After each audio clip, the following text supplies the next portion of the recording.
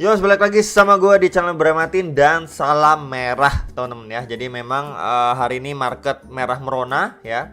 Jadi kita lihat juga Bitcoinnya ini di 24 jam terakhir ini minus 8,3%, disusul dengan altcoin ya. Jadi altcoin rata-rata memang ada yang belasan persen gitu ya, lebih parah lagi kebakaran gitu teman-teman. Oke, jadi langsung aja, kemarin juga sudah saya sampaikan juga untuk update Bitcoin ya, dan juga ini ada event dari Lbank ya. Jadi buat yang mau ikutan ya silahkan aja yang mau ikutan. Dan nanti di akhir video juga saya akan update untuk BNB gitu ya. Jadi kemarin juga sudah saya sempat bagikan untuk sedikit quick update untuk ETH-nya di video Bitcoin kemarin, dan hari ini itu bagiannya BNB gitu ya. Setelah bahas Bitcoin akan saya bahas outlook singkat mengenai BNB. Oke, jadi diawali dengan USD dominance dulu secara time frame daily. Jadi kemarin itu sudah sempat saya sampaikan juga di box orange ini adalah area resisten yang sangat mungkin digapai ketika memang dia sudah mampu break dari box warna merah bawahnya ini. Jadi ini di kisaran range 6,87 sampai 7,05%, dan ini sudah mampu di break ya sama USD dominance secara daily time frame. Kita bisa lihat ya di sini udah bullish candle terus-terusan. Dan sekarang ini lagi testing di garis warna kuning. Nah, garis warna kuning itu apa, bro? Oke, saya akan zoom out sedikit teman-teman ya di sini. Oke. Di sini adalah trend resisten yang terbentuk ya dari si USDT dominance. Jadi secara overall ya dia seperti bermain di dalam sebuah range channel gini juga bisa kita bilang, channel juga bisa ya. Jadi dia bermain di dalam sebuah range channel ini. Ini mungkin akan saya hapus dulu biar lebih enak lihatnya. Oke. Dan ini udah beberapa kali terjadi penolakan atau rejection cukup strong ya. Ini 1, 2, 3 ya. Ini bahkan ini beberapa kali sempat struggling teman-teman. Dan ya kita pernah ngetes juga ini di 12 Mei 2022. Kemudian dia drop teman-teman ya. Dia drop doang sampai ke kisaran 5,7%. Kemudian dia sideway. Kemudian sekarang lagi testing kembali atau mengalami penguatan kembali untuk testing di trendline warna kuning ini. Tinggal kita lihat ya, menjelang rapat FOMC nanti kisaran tanggal 14-15, apakah dia mampu break atau ya seperti sebelumnya nih, walaupun dia break nggak lama langsung turun lagi gitu ya. Jadi seperti false break, bisa aja dia break, bisa nggak bisa, cuman adanya kecenderungan setelah memang dia dibikin break dulu ya, istilahnya ngelewatin dulu dari si garis trendline warna kuning ini. Nah kemudian nextnya lagi baru dia berangsur turun gitu. Jadi seperti false breakout ya. Jadi kurang lebih seperti ini nih, naik, kemudian dia nggak lama turun lagi gitu ya. Jadi memang masih adanya possible maybe dia ngetes ke kisaran 7,4-7,5% ya. Untuk jangka pendeknya Bitcoinnya masih akan kembali tertekan, itu masih ada kemungkinan, itu masih ada yang nanyain gitu ya. Tinggal kita perhatikan aja ketika memang dia tes ataupun sempat break dari area sini, apakah nggak lama disusul dengan yang namanya red candle ya, atau balok warna merah secara daily time frame ya. Kalau misalkan itu yang terjadi, kemungkinan Bitcoin nggak lama bisa aja rebound gitu. Karena memang kan sekarang ini pas banget untuk USD dominance ini lagi ngetes ya, udah mendekati sekali ataupun ya kita bisa bilang ngetes ke strong resistannya. Dan si Bitcoin itu sudah dekat sekali dengan strong supportnya ya, bisa sekali diperhatikan ya. Jadi memang ada kesinambungannya. Jadi kalau misalkan pun dia dibikin false break kemudian dia drop, nah itu untuk Bitcoinnya bagaimana ya ketika memang ini going up, berarti kan Bitcoinnya itu masih melanjutkan penurunan ke support kuatnya. Nah ketika dia breakdown atau false break seperti ini, nah itu ada possible untuk si Bitcoin itu rebound ya. Jadi perlu sekali diperhatikan range area 7,4 sampai 7,5% untuk si USDT dominance secara time frame satu harinya ya. Dan ini RSI-nya juga sudah mulai masuk ke area extremely overbought ya. Ini sudah mulai masuk seperti sebelumnya nih, sudah ngetes dan akhirnya dia breakdown ya, turun koreksi ya. Ini juga RSI-nya cooling down dulu, ngetes ke 50 akhirnya bisa mantul lagi ya. Jadi memang nggak lama kita akan lihat adanya masih kenaikan untuk si USD dominance-nya masuk ke extremely overbought. Cuman kita lihat dulu untuk RSI-nya ketika memang dia cooling down, nah itu ada opportunity untuk USD dominance ini yang namanya sideways atau malah koreksi. Oke. Next ini untuk si Bitcoin secara weekly-nya, yes ya. Jadi seperti kemarin juga sudah saya sampaikan di video kemarin, dia sudah breakdown dari channelnya. Ketika breakdown dia masih mantul, cuman seperti retest aja ke trendline bawah dari si channel ini untuk melanjutkan penurunannya kembali. So memang kita sudah dekat sekali dengan box warna hijau ini ya. Plus di situ ada MA 200 atau garis warna merah. Jadi memang box warna hijau ini adalah area tahanan yang bisa dibilang cukup penting untuk si Bitcoin. Ya, ini di kisaran 19.000 sampai 23 ribuan dolar. Ya, apakah area sini mampu menahan laju penurunan si Bitcoin kemudian mengalami pemantulan? Ya, kita tinggal lihat aja jawabannya beberapa hari yang akan datang. Secara time frame weekly pun dia sudah mulai masuk ke area extremely oversold, teman-teman ya. Dan ya, ada yang nanya juga kalau misalkan dia nyentuh di MA200 ini apakah langsung mantul atau bagaimana? Kita langsung lihat aja seperti kasus sebelumnya nih, teman-teman. Ya, ini sebenarnya harusnya nyambung sini ya. Cuman saya kan pakai Bitcoin USDT-nya beda nih ya, dari Bittrex ya. Jadi memang ada possible-nya kalau misalkan dari chart yang lain kan dia seperti ini gitu kan. Dia mantul nih, cuman ngetes, mantul gitu kan. Langsung mantul lah, kurang lebihnya nggak sampai breakdown. Tapi ada kasusnya juga seperti ini yang kita masih kemungkinan dapati. Ya, jadi dia bikin shadow atau tail candle bagian bawah gitu ya, seperti jarum ke bawah sebelum dia mantul gitu. Nah, jadi kalau itu yang terjadi, ya let's say kalau itu yang terjadi, bisa aja ini akan saya push terlebih dahulu ya, bisa aja di sini ketika dia ngetes kemudian dia bikin jarum ke bawah ya. Jarum ke bawah maybe sampai ke kisaran 19.000 sekian gitu dolar. Kemudian adanya pemantulan yang dalam waktu singkat juga bisa gitu ya. Set kayak gini, V-shape recovery seperti yang sebelumnya terjadi nih. Kalau memang kita lihat dia malah terbreakdown gitu. Jadi breakdownnya cepat, mantulnya juga cepat. Jadi kurang lebih terbentuknya seperti shadow ini atau jarum enggak aja kebentuknya gitu. Ya, jadi ada kemungkinan seperti itu ya. Walaupun dia udah breakdown dari MA200 garis warna merah ini, kemudian dalam jangka waktu pendek langsung recovery cepet gitu ya. Balik lagi ke kisaran 25 ribuan, 24 ribuan dolar gitu bisa.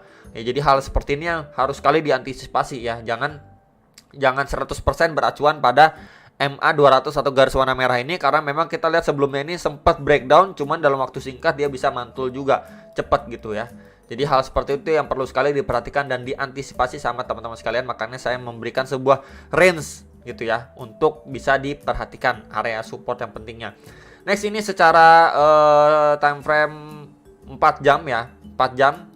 Sebenarnya sih ini naikin ke 1 jam ya kemarin, untuk outlook yang ini ke 1 jam aja biar lebih enak.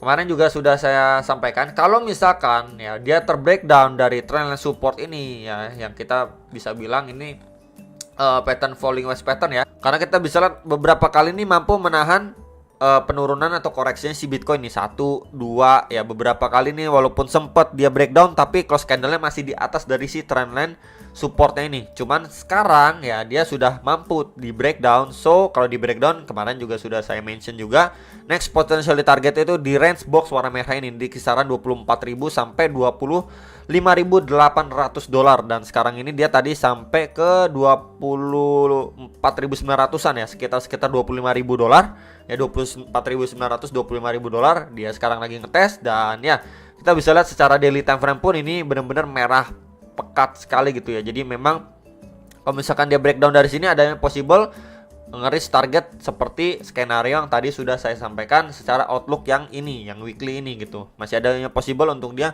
melanjutkan penurunannya kembali. Dan ya kita bisa lihat di sini sudah mulai masuk lagi dari RSI-nya secara daily time frame di area extremely oversold-nya. Ya, tinggal kita lihat dia masih dibuang seberapa dalam ya. Area-areanya sudah saya sampaikan menjelang rapat FOMC dan kenaikan suku bunga ya. Tentunya area-area support tadi bisa sekali diperhatikan dan dimanfaatkan sama teman-teman sekalian buat yang mau di CE ya, ataupun sesuai trade plan kalian masing-masing ya. Jadi palingan kalau misalkan di sini dia secara daily time frame ya, kalau misalkan di sini dia mantul pun beberapa area yang bisa kita ataupun saya infokan untuk lebih diperhatikan atau berhati-hati ya. Ini kita ambil dari swing high-nya saja ke swing low-nya dia ya.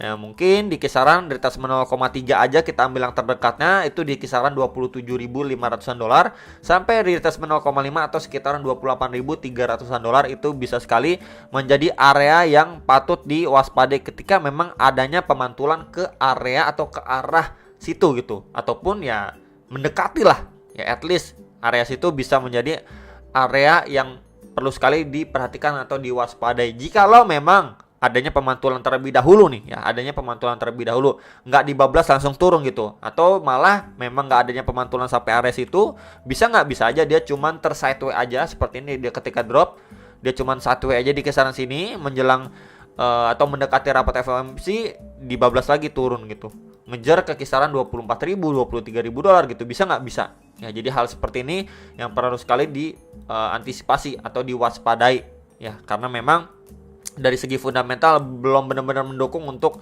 market itu bisa rebound signifikan ya. Palingan rebound kecil pun bisa dimanfaatkan untuk ngambil short. Itu ya teman-teman, secara daily time frame areanya sudah saya sampaikan. Next, ini untuk time frame 4 jamnya. Ya, untuk time frame 4 jamnya sendiri dia walaupun sempat rebound ya, ini sempat menguat sampai 26.200 dolar, kemudian kena tekan lagi. Jadi kalau misalkan pun untuk jangka pendeknya kita bisa lihat sekali ya, di area 28.000 dolar ini, garis putus-putus merah ini menjadi area yang benar-benar penting, karena kita bisa lihat terakhir kali dia udah breakdown dari area situ, kemudian dia pullback atau mengalami penguatan terlebih dahulu, dia tertahan ya, nggak benar-benar mampu lewatin 28.000 sekian ini, 28.000 dolar ini, kemudian kena reject lagi. So kalau misalkan untuk benar-benar time frame 4 jam hourly-nya ya, mungkin yang kita bisa perhatikan kalau misalkan kita tarik nih dari swing high-nya sini ke swing low-nya dia yang terakhir. So ya dia cuma ngetes sampai retracement 0,3 ini. Ya kita bisa lihat nih precisely cuma ngetes sampai 0,3 atau sekitaran 26.200 dolar, kemudian kena reject. Cukup kuat di sini tuh. Ya dia bikin jarum ke atas, nyentuh dikit, testing, langsung dibanting lagi turun gitu ya. Jadi untuk jangka pendeknya masih mungkin bermain di range 24.900-an sampai sekitaran 26.200-an dolar ya. Jadi untuk jangka pendek bisa diperhatikan terlebih dahulu. Untuk bagian bawah dari si area bottomnya ya, area bottom sementara ya, kita bisa bilang area bottom sementara dan area resisten terdekat sementara. Oke, jadi bisa diperhatikan terlebih dahulu untuk range jangka pendeknya. Kalau misalkan lebih tinggi, kita bisa pergunakan seperti range 26.600-an ya di sini, dan juga di 27.000 dolar atau retracement 0,6 ya. Jadi ini untuk jangka pendeknya aja, teman-teman. Dan secara time frame 4 jamnya pun sudah benar-benar masuk extremely oversold nih untuk time frame 4 jamnya ya. Next, pembahasan terakhir ini untuk si BNB aja. Jadi ini quick update aja untuk si BNB ya. Jadi sebelumnya sempat saya tandain ya waktu ngebahas BNB juga nih secara daily time frame outlook yang ini.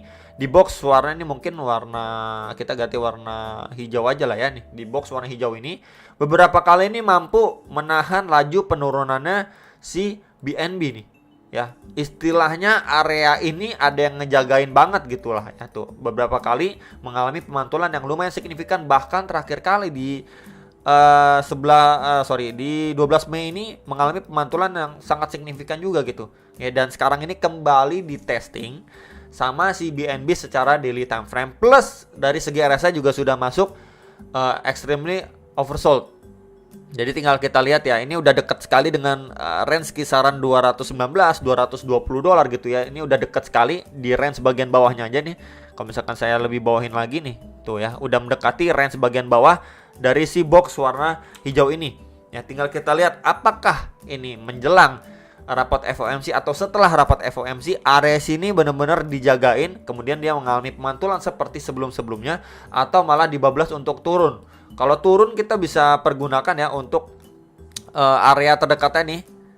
Ya karena kenapa di situ sempat menjadi ya istilahnya perhentian sebentar lah sebelum melanjutkan rally-nya kembali. Jadi di sini ada istilahnya area kecilnya aja teman-teman di sini yang bisa menjadi next target lah ya. Ini di sekitaran 115 sampai 140 dolar. Cuman hopefully saya pribadi mengharapkan si BNB at least di sekitar 210, 220 dolar ini adanya reaksi. Ya, adanya reaksi untuk si BNB masih ditahan harganya bisa mengalami pemantulan. Ya, tinggal kita lihat aja. Tapi kalau misalkan area sini juga nggak ada yang jagain, istilahnya nggak ada yang jagain gitu kan, nggak ada yang nahan, ya dia bisa lanjut mengalami penurunan sampai di box bawahnya lagi, perhentian atau next targetnya lagi yang tadi sudah saya sampaikan. Untuk sedikit quick update si BNB aja buat yang nanyain areanya ya. Ini secara garis besarnya aja. Semoga bisa bermanfaat ya sama teman-teman sekalian. Palingan kalau ditambahin ya di sini untuk si BNB ya sedikit. Kalau misalkan saya ambil dari swing high-nya dia nih ketika mantul ya. Ini kan udah drop terus mantul, pullback-nya dia terakhir sampai area sekarang mungkin bisa ditambahkan di kisaran 259 sampai 267 dolar ya. Dimana ini bisa sekali diperhatikan ketika memang dia mengalami pemantulan. Untuk terdekatnya, jangka pendeknya ya ke kisaran terlebih situ dulu, mungkin bisa dimanfaatkan untuk yang mau ngambil short atau cicil bear dan lain sebagainya untuk jangka pendeknya gitu ya. Kalau misalkan let's say BNB di sini adanya pemantulan ke kisaran situ sebelum bisa melanjutkan penurunannya kembali. Plus di area situ juga kita bisa lihat sebelumnya ini berfungsi sekali menjadi area supportnya si BNB nih. Tuh ya, jadi ketika di flip ya, ketika dia breakdown, maybe kalau misalkan dia mengalami pemantulan di flip pasti menjadi support gitu ya. Sebelumnya menjadi resisten ya. Sebelumnya jadi support di sini. Kita bisa lihat sekali lagi, akan saya tandain sebentar. Di sini sebelum jadi support, ketika di breakdown akan menjadi resisten gitu ya, teman-teman. Jadi bisa sekali diperhatikan untuk area resisten yang sangat penting untuk si BNB.